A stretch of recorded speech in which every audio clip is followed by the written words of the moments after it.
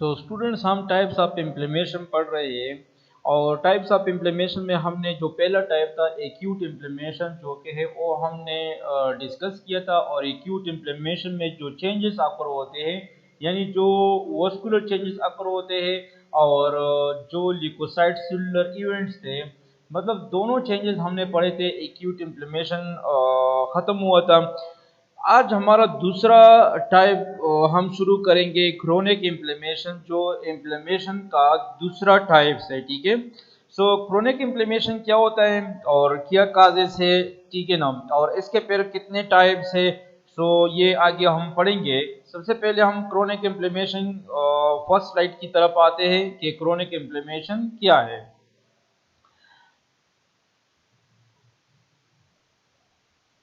Definition of chronic inflammation. Chronic inflammation is the prolonged response of the body to the persistent injurious stimulus and is characterized by chronic inflammation क्या है, ये एक prolong response है। Chronic inflammation जो कि ये एक prolong response है ऑफ द बॉडी का ये एक प्रोलॉन्ग रिस्पांस है। It is the prolong response of the body to the persistent injurious stimulus. और मतलब किस चीज के खिलाफ ये एक रिस्पांस है क्रोनिक इन्फ्लेमेशन, ये रिस्पांस है एक परसिस्टेंट जो इंजूरियस स्टिमुलस होता है। यानी क्या मतलब हो गया, जब इंजरी अकर होती है, इंजरी यानी जब इंजरी अकर होती है, कोई स्टिमुलस आ जाता है और स्टिमुलस की वजह से जो इंजरी होती है और वो इंजरी जो कि परसिस्टेंट होती है, यानी कुछ टाइम के लिए मुस्तकिल बन जाती है, ठीक है ना, या बहुत टाइम के लिए वो इंजरी हो जाती है या स्टिमुलस होता है बहुत टाइम के लिए, इसको कहते हैं परसिस्टेंट, जब काफी टाइम के लिए होता है, ठीक है ना। तो जब एक परसिस्टेंट इंजूरियस स्टिमुलस होता है तो इसके खिलाफ रिस्पांस भी फिर इस तरह रिस्पांस होना चाहिए जो एक स्ट्रांग रिस्पांस हो। तो ये भी जो कि है क्रोनिक इन्फ्लेमेशन जो कि है ये एक प्रोलॉन्ग रिस्पांस है अगेंस्ट एक परसिस्टेंट इंजूरियस स्टिमुलस। तो जब स्टिमुलस इतना स्ट्रांग होता है कि वो परसिस्टेंट होता है, बहुत टाइम के लिए होता है, तो फिर जो रिस्पांस होता है और रिस्पांस भी बहुत ज़्यादा स्ट्रांग होता है। एक प्रोलॉन्ग रिस्पांस इसके लिए चाहिए और वो प्रोलॉन्ग रिस्पांस कौन सा है, वो क्रोनिक इन्फ्लेमेशन है। सो क्रोनिक इन्फ्लेमेशन जो कि है ये एक प्रोलॉन्ग रिस्पांस है बॉडी का, किसके खिलाफ, against a persistent injurious stimulus and is characterized by. और इसमें होता क्या है, तो नीचे हम पढ़ते हैं कि इसमें क्या होता है क्रोनिक इन्फ्लेमेशन में।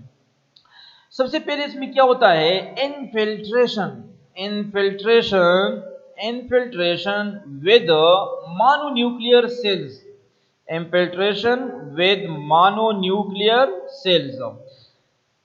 सबसे पहले जो कि इसमें क्या होता है कि इन्फिल्ट्रेशन होता है। इन्फिल्ट्रेशन का मतलब है कि दाखिल होना, ठीक है ना, शामिल होना with mononuclear cells. Mononuclear cells जो कि ये इनफिल्टर हो जाते हैं इंक्लूडिंग, और मोनोन्यूक्लियर सेल्स में कौन से सेल्स आते हैं, लिम्फोसाइट्स इसमें आते हैं, मैक्रोफेजेस इसमें आते हैं एंड प्लाज्मा सेल इसमें आता है। मतलब ये कि जो मोनोन्यूक्लियर सेल्स है, मोनोन्यूक्लियर सेल्स का क्या मतलब है, यानी ऐसे सेल्स जिसमें एक ही न्यूक्लियस होता है।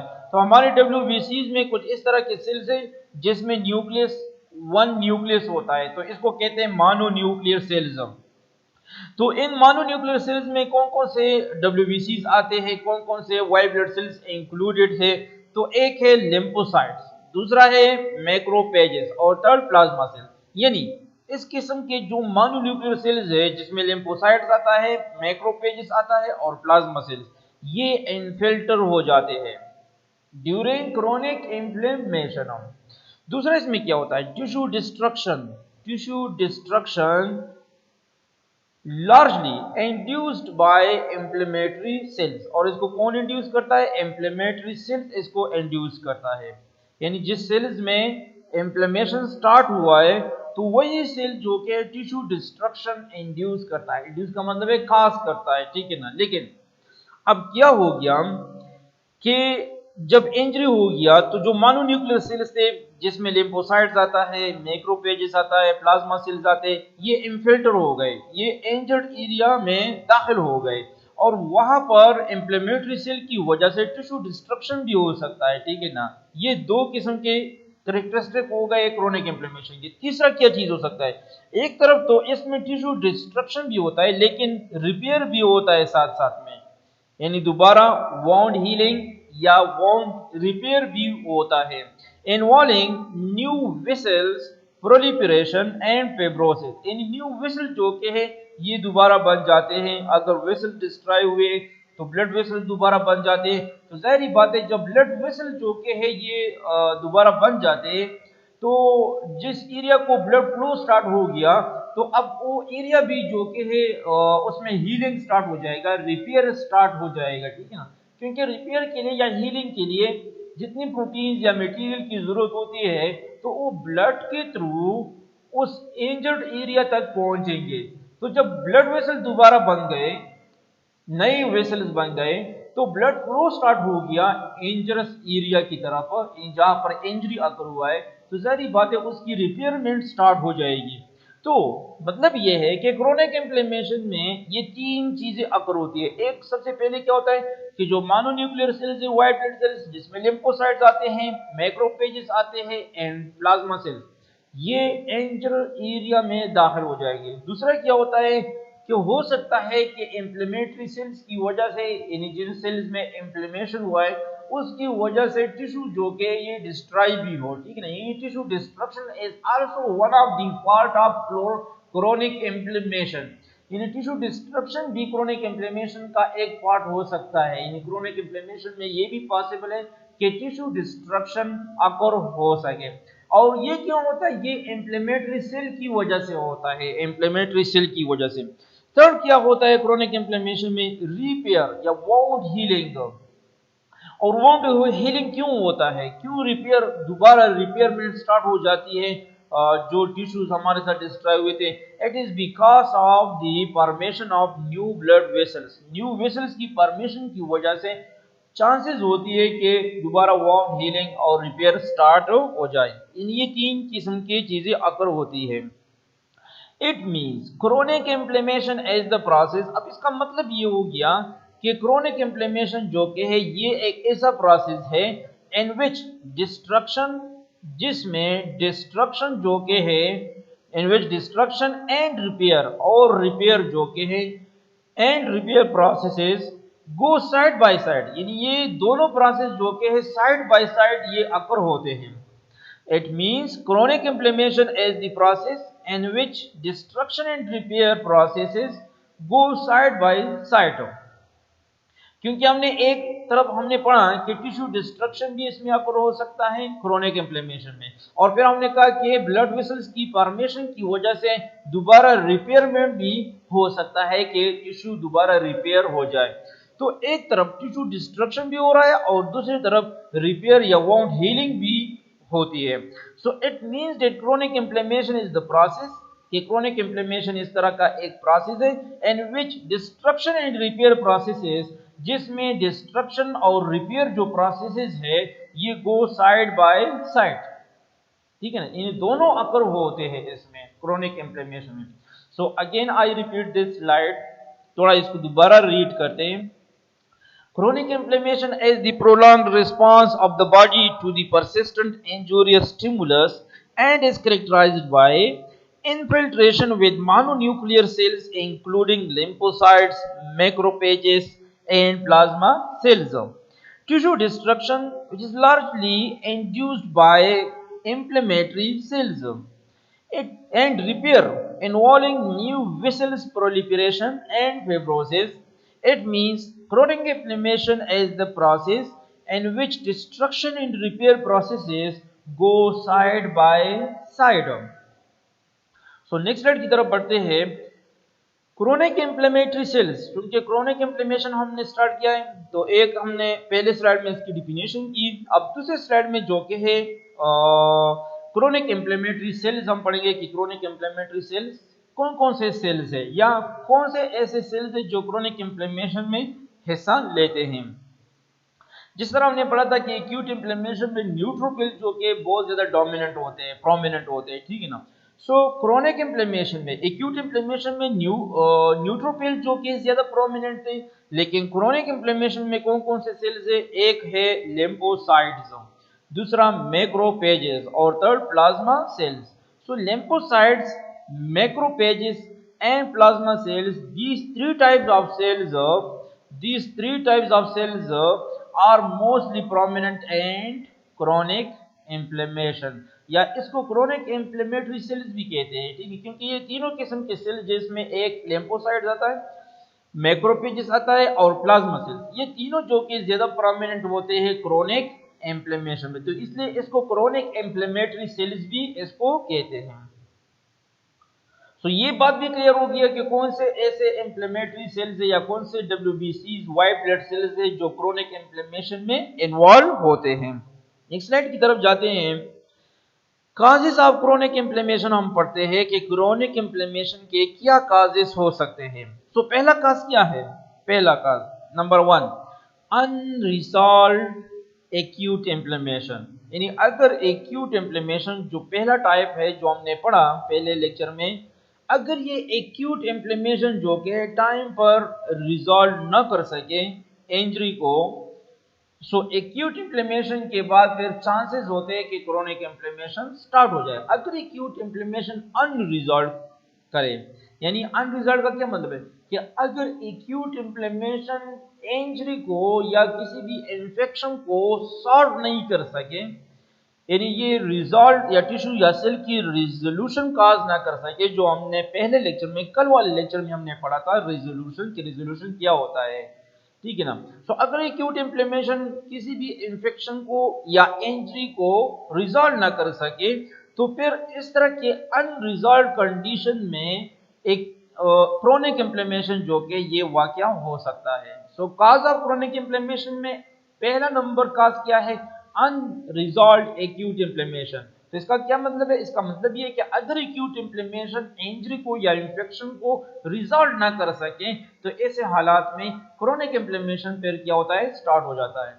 When acute inflammation cannot be resolved either because of persistence of the injurious agent or because of interference in the normal process of healing। अच्छा, अब यहाँ पर ये जहन में क्वेश्चन बनता है कि एक्यूट इन्फ्लेमेशन क्यों नाकाम हो जाता है, कि वो किसी भी इंजरी या इन्फेक्शन को रिजॉल्व नहीं कर सकता है। एक्यूट इन्फ्लेमेशन क्यों फेल हो गया और क्यों जरूरत पड़ा कि इसके बाद क्रोनिक इन्फ्लेमेशन स्टार्ट हो जाए।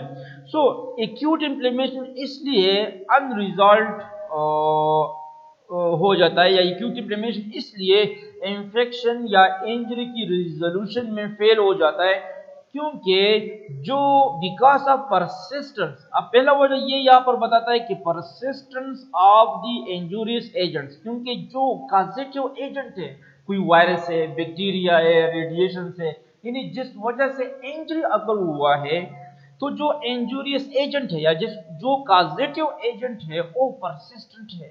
वो क्या है? परसिस्टेंट है, यानी कंप्लीट नहीं है, वो नहीं जाता है, वो खत्म नहीं होता है, कॉजेटिव एजेंट खत्म नहीं होता है, वो परसिस्टेंट है, ठीक है ना।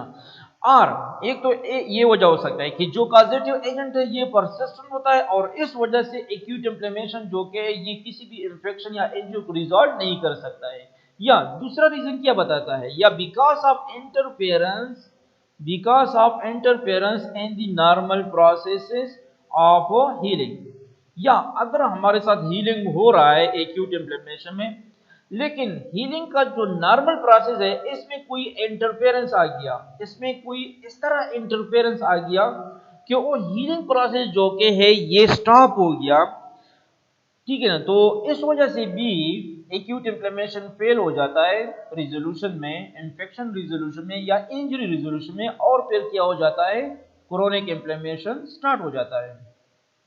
सो फर्स्ट नंबर क्या है? Unresolved acute inflammation. When acute inflammation can not be resolved either, जब एक्यूट इन्फ्लेमेशन इंफेक्शन को या इंजरी को रिजॉल्व ना कर सके, किस वजह से? Either because of persistence of injurious agents, या तो इंजूरियस एजेंट बहुत ज्यादा परसिस्टेंट है एक इस वजह से, और because of interference in the normal process of healing, या हीलिंग का जो नॉर्मल प्रोसेस है इसमें कोई इंटरफेरेंस अकर हुआ है, इसमें इंटरफेरेंस की वजह से it leads to chronic inflammation. तो इन वजूहात की वजह से फिर क्या हो जाता है, एक्यूट इन्फ्लेमेशन फेल हो जाता है और क्रोनिक इन्फ्लेमेशन अकर होता है। सो एक तो ये वजह है, ठीक है ना, एक तो ये काज है क्रोनिक इन्फ्लेमेशन का, अनरिजॉल्व एक्यूट इन्फ्लेमेशन। दूसरा क्या रीजन हो सकता है या दूसरा क्या काज हो सकता है क्रोनिक इन्फ्लेमेशन का, chronic inflammation without acute phase, यानी एक्यूट फेज के अलावा दरमियान में बीच में एक्यूट इन्फ्लेमेशन अकर ही नहीं होता है, ठीक है ना। So without acute phase chronic inflammation occur हो सकता है। तो ये क्यों अकर होगा, ये इसलिए अकर होगा जब स्टिमुलस इतना ज्यादा एक्सटेंसिव हो, इतना ज्यादा डेंजरस हो, खतरनाक हो कि फिर एक्यूट इन्फ्लेमेशन की जरूरत ही नहीं पड़ती है, फिर डायरेक्ट क्रोनिक इन्फ्लेमेशन स्टार्ट हो जाता है। तो ये डिपेंड करता है लिमिट ऑफ इंजरी या लिमिट ऑफ स्टिमुलस, स्टिमुलस कितना है, मतलब ज्यादा है कम है, स्टिमुलस की फ्रीक्वेंसी कितनी है, तो इस बेस पर डिपेंड करता है। तो ऐसे केसेस भी है जिसमें एक्यूट इन्फ्लेमेशन दरमियान में अकर ही नहीं होता है, डायरेक्ट क्रोनिक इन्फ्लेमेशन स्टार्ट हो जाता है।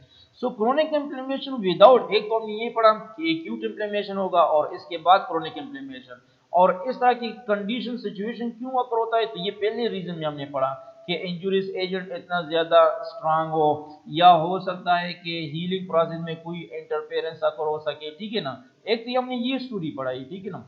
लेकिन ये भी हो सकता है कि जो स्टिमुलस होता है या इंजरी होती है वो इतना ज्यादा होती है कि एक्यूट फेज की जरूरत ही नहीं पड़ती है, और विदाउट एक्यूट फेज जो कि डायरेक्ट जो कि क्रोनिक इन्फ्लेमेशन स्टार्ट हो जाता है। सो एक बार इसको रीड करते हैं, क्रोनिक इन्फ्लेमेशन में start from the very beginning, यानी बिगिनिंग से ही क्रोनिक इन्फ्लेमेशन स्टार्ट हो सकता है, बिगिनिंग से, शुरू से, ठीक है ना, बिगिनिंग से, यानी एक्यूट इन्फ्लेमेशन शुरू ही नहीं होता है, डायरेक्ट क्रोनिक इन्फ्लेमेशन स्टार्ट हो जाता है। सो क्रोनिक इन्फ्लेमेशन में start from the very beginning, in such cases the injurious agents are of low toxicity and comparison with those that lead to acute inflammation। अच्छा ये भी हो सकता है कि इंजूरियस जो एजेंट होता है वो इतना स्ट्रांग होता है कि एक्यूट इन्फ्लेमेशन इसको कंट्रोल नहीं कर सकता है, ठीक है ना, फिर क्रोनिक इन्फ्लेमेशन स्टार्ट हो जाता है। लेकिन बाज़ औक़ात इस तरह भी होता है कि ये जो इंजूरियस एजेंट होता है ये इतने लो टॉक्सिसिटी का होता है कि एक्यूट इन्फ्लेमेशन जो कि इसकी ज़रूरत ही नहीं पड़ती है, बल्कि डायरेक्ट क्रोनिक इन्फ्लेमेशन अकर होता है और इसको कंप्लीटली फिनिश करता है। सो एक ये है कि अनरिजॉल्व एक्यूट इन्फ्लेमेशन की वजह से, और दूसरा chronic inflammation without acute phase के बीच में दरमियान में एक्यूट फेज जो के हैं ये खत्म ही हो जाता है, डायरेक्ट क्रोनिक इन्फ्लेमेशन स्टार्ट हो जाता है। सो काजेस ऑफ क्रोनिक इन्फ्लेमेशन में दो काजेस हमने पढ़े, एक number unresolved acute inflammation, when acute inflammation cannot be resolved either because of persistence of the injurious agent or because of interference in the normal process of healing, it leads to chronic inflammation. Number two, chronic inflammation without acute phase, chronic inflammation may start from the very beginning. In such cases the injurious agents are of low toxicity in comparison with those that lead to acute inflammation. For example, ये दूसरे वाले के हम थोड़े से example पढ़ते हैं कि जिसमें एक्यूट फेस होता ही नहीं है, डायरेक्ट क्रोनिक इन्फ्लेमेशन स्टार्ट हो जाता है। For example persistent infection in case of tubercle bacilli जो टीबी डिजीज काज करता है, for example Treponema pallidum, for example जो सिफिलिस डिजीज काज करता है, इन सम फंजाई। इस किस्म के इन्फेक्शन में जो परसिस्टेंट इन्फेक्शन होते हैं, तो इस किस्म के इन्फेक्शन में डायरेक्ट क्रोनिक इन्फ्लेमेशन स्टार्ट हो जाता है, टीबी में, सिफिलिस में और कुछ फंगल इन्फेक्शंस में। Prolonged exposure to toxic agents, यानी कोई टॉक्सिक एजेंट से और इसको काफी प्रोलॉन्ग टाइम के लिए, ज्यादा टाइम के लिए इसको एक्सपोजर हो जाए, यानी कोई prolong exposure to toxic agents, toxic agents और इसको प्रोलॉन्ग एक्सपोजर हो, तो इस केस में भी क्रोनिक इन्फ्लेमेशन डायरेक्ट स्टार्ट हो जाता है और एक्यूट इन्फ्लेमेशन स्किप हो जाता है, बीच में डायरेक्ट क्रोनिक इन्फ्लेमेशन स्टार्ट हो जाता है। फॉर एग्जाम्पल, अब इसमें इसका क्या एग्जाम्पल हो सकता है? Prolong exposure to toxic agents, for example inhaled silica जो सिलिकोसिस काज करता है, ठीक है ना, या elevated plasma lipids atherosclerosis case में, तो इसमें भी क्या होता है? डायरेक्ट क्रोनिक इन्फ्लेमेशन स्टार्ट हो जाता है। एथेरोस्क्लेरोसिस, ये मैंने आपको पहले वाले लेक्चर में क्लैरिफिकेशन में मैंने आपको ये पढ़ाया था कि एथेरोस्क्लेरोसिस का क्या मतलब हो सकता है। For example auto immune disease जिसमें रूमेटॉइड आर्थराइटिस आता है, तो इसमें भी डायरेक्ट क्रोनिक इन्फ्लेमेशन स्टार्ट होती है। ये ऐसे एग्जांपल्स हमने पढ़े जिसमें डायरेक्ट क्रोनिक इन्फ्लेमेशन जो कि ये स्टार्ट हो जाता है, एक्यूट इन्फ्लेमेशन दरमियान में स्केप हो जाता है और डायरेक्ट क्रोनिक इन्फ्लेमेशन स्टार्ट हो जाता है। तो थैंक यू स्टूडेंट्स, आज हमने पढ़ा क्रोनिक इन्फ्लेमेशन, हमने स्टार्ट किया। क्रोनिक इन्फ्लेमेशन का सबसे पहले हमने डिफिनीशन पढ़ा और हमने इसमें ये पढ़ा कि क्रोनिक इन्फ्लेमेशन कैसे कहते हैं। तो ये 3 किस्म के प्रोसेस क्रोनिक इन्फ्लेमेशन में अकर होते हैं। पहले में क्या होता है कि मोनोन्यूक्लियर सेल जिसमें लिम्फोसाइट्स, मैक्रोफेजेस और प्लाज्मा सेल्स है, इसकी इन्फिल्ट्रेशन होती है। दूसरे में टिश्यू डिस्ट्रक्शन अकर होता है और तीसरे में रिपेयर प्रोसेस होता है। सेकंड स्लाइड में फिर हमने क्या पढ़ा? कुछ क्रोनिक इन्फ्लेमेटरी सेल्स हमने पढ़े कि कौन से सेल्स है जो क्रोनिक इन्फ्लेमेशन में एक्टिव होते हैं, तो वो लिम्फोसाइट्स हैं, मैक्रोफेजेस है और प्लाज्मा सेल्स है। फिर हमने कॉजेस ऑफ क्रोनिक इन्फ्लेमेशन पढ़े, तो एक काज तो ये है कि अनरिजॉल्व्ड एक्यूट इन्फ्लेमेशन, अगर एक्यूट इन्फ्लेमेशन किसी इन्फेक्शन को खत्म न कर सके तो फिर क्रोनिक इन्फ्लेमेशन स्टार्ट हो जाता है। या chronic inflammatory without acute phase, इस तरह भी होता है कि क्रोनिक इन्फ्लेमेशन डायरेक्ट स्टार्ट हो जाता है, बीच में एक्यूट इन्फ्लेमेशन अकर ही नहीं होता है, ठीक है ना। तो ये 2 कॉजेस हैं क्रोनिक इन्फ्लेमेशन के। So thank you students, thank you so much.